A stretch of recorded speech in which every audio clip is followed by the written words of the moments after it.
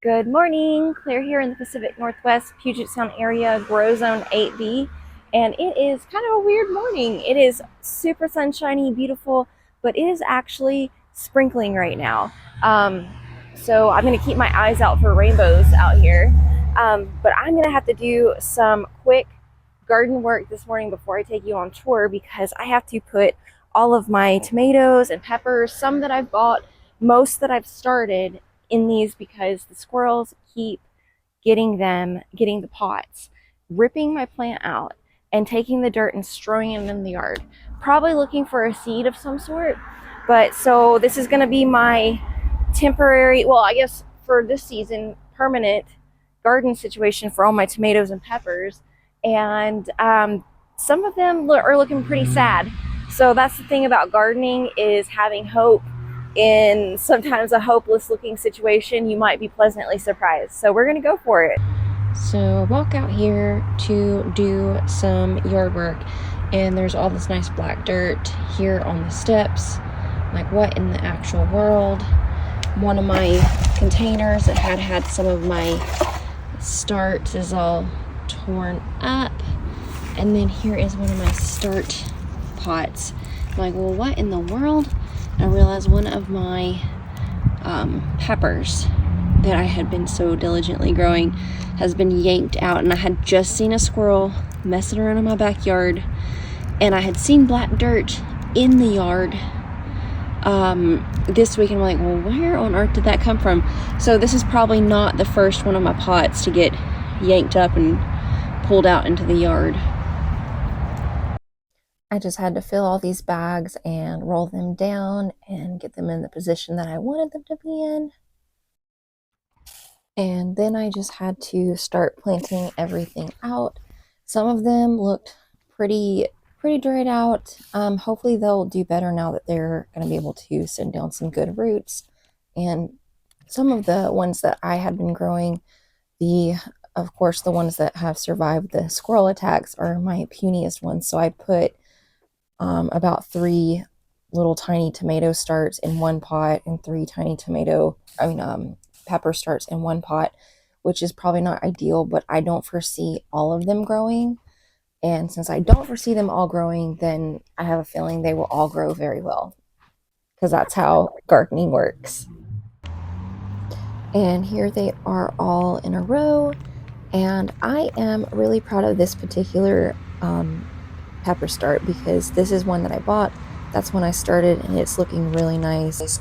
I have some puny poblano peppers, some puny tomatoes, and some puny bell peppers, and then some extras. I am here in the front bed, and I have to show you what I thought was that tiger lily is growing. It's grown quite a few inches since last week. It was just at the ground, now it's there. And then I also have to show you this. Now, I've had lavender for 3 years in this garden bed. And whenever I think of it, I always think of it as these little closed, fragrant flower pods.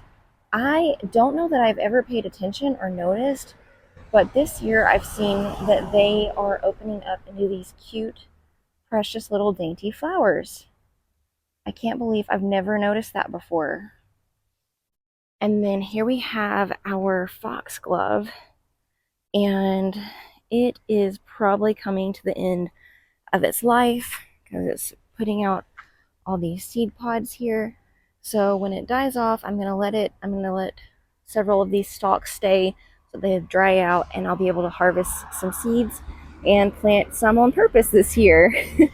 And then here is this back here, and like I said, has a pink bushy flower, and so it'll get even bushier and fluffier, like a pink caterpillar, fluffy caterpillar back there. But once this opens up, the bees will be all over it. And then I have a couple of these lilies that have opened up. Aren't they a pretty shade of pinky, kind of reddy pink? And last year I had some white ones, and I think a yellow one, but I only seem to have pink this year, and that's perfectly okay. They're so beautiful. And once again, this has grown a lot on this side. Here, these are more open. I'll show you up close in case you've never noticed it for yourself. But aren't they so cute? This rose bush, will you believe that I came out here and I cut off like 50, 60 of the most spent looking blooms off of here to let it open up some more because there's all these little tiny buds waiting to open. And then here are my sweet peas.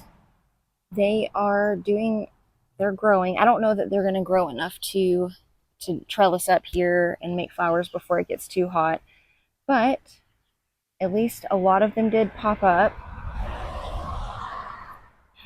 And I've got to show you something kind of funny in here. Funny to me. But see this right here? This popped up. And it looked like not a dandelion, so I didn't pull it.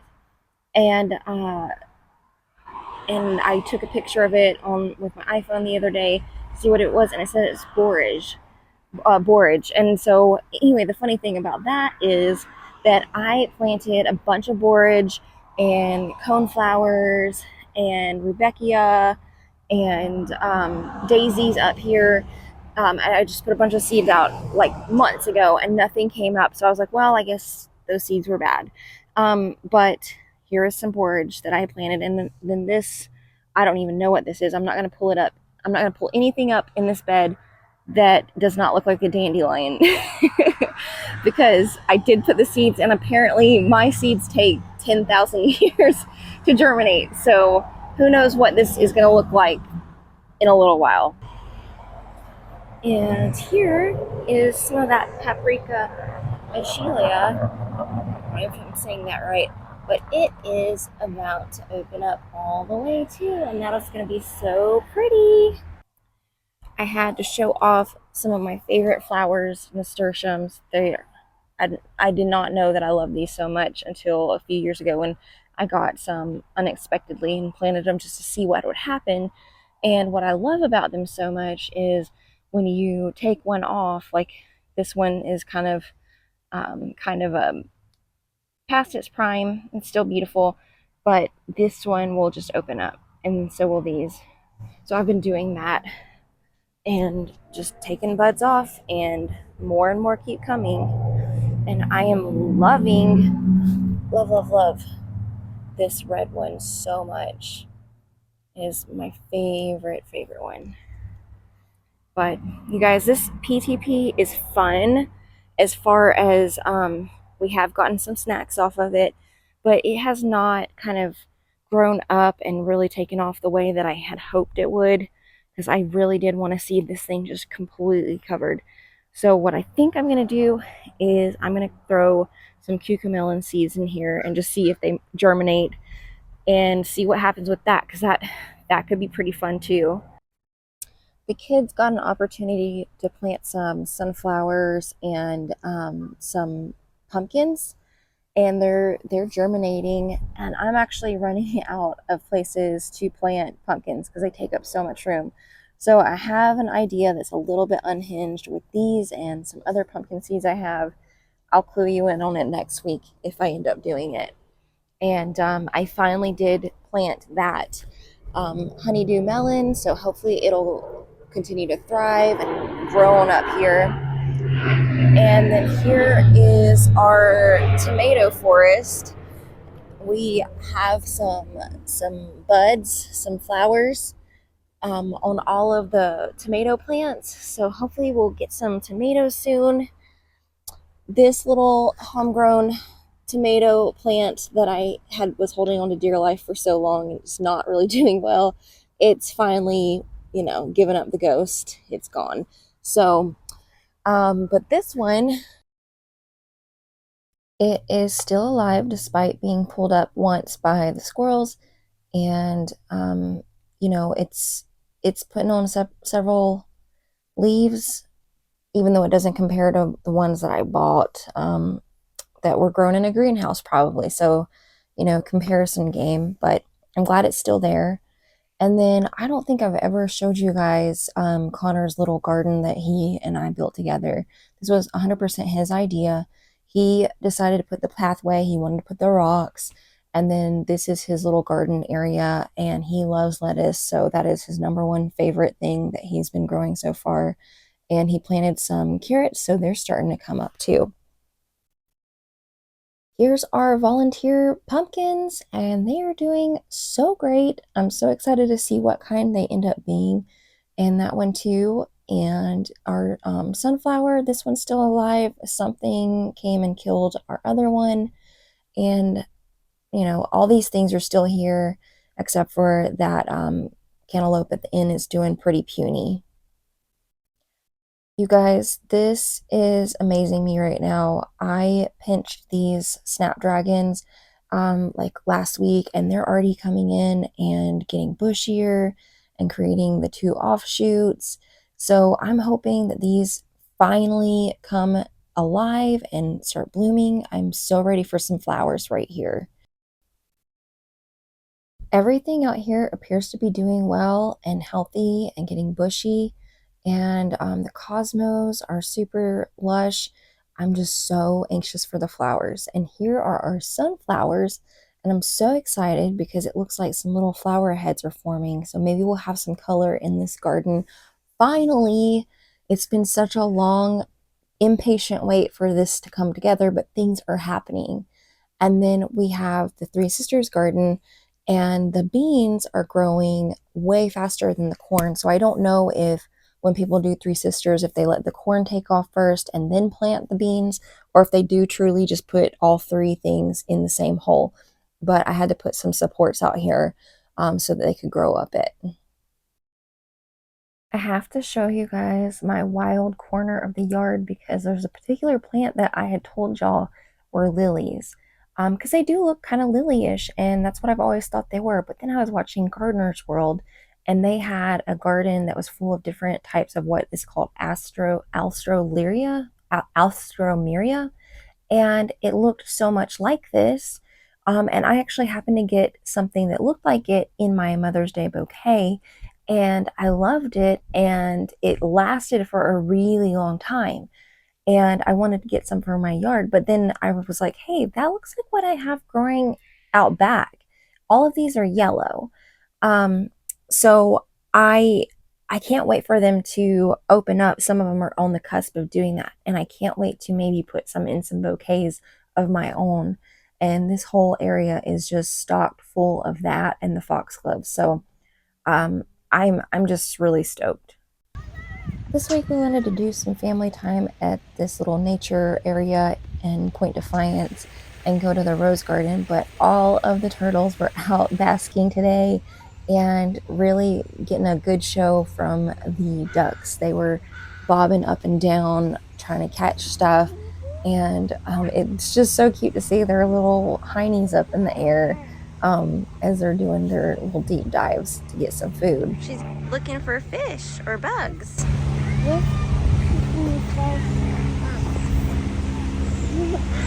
the home, Julia. We got to see one of probably the biggest, cutest turtles really close. He wasn't afraid and didn't jump straight in the water like we expected him to. And don't worry, we didn't touch him or anything like that, but we sure did get to observe them and see all the colors on their little necks, and they are just so adorable. We finally got to make our way over to the rose garden, and there are so many different varieties. They all smell so amazing. It I could write like a 10,000 page list of all the things I want to have in my own garden if I had the room for it. And we were there to kind of observe the bees and check out the flowers that they were really drawn to, and they did not disappoint. They were just all over this stuff. We can help I our was trying to pollinator film friends my by not Help the Bees using video pesticides. and They ended are up so having a fail detrimental army to their moment. success rate.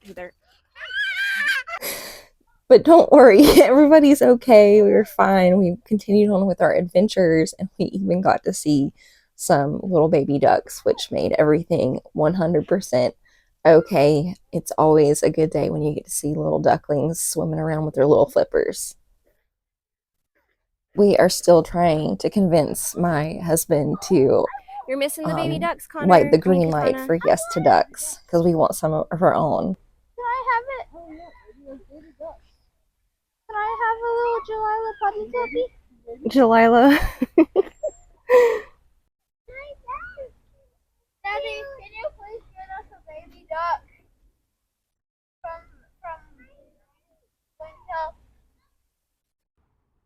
We had a little bee watering station, which really came in handy because it was a hot couple of days. It was like in the 80s, and it only took like 2 days for the water to evaporate. So I'm sure some bees or some butterflies or some kind of creatures really enjoyed having a place to water up.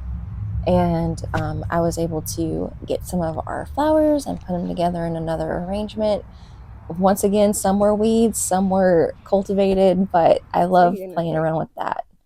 And Connor was inspired to get out there and cut some of his own flowers to make his own arrangement, and he has a really good eye for it. Things.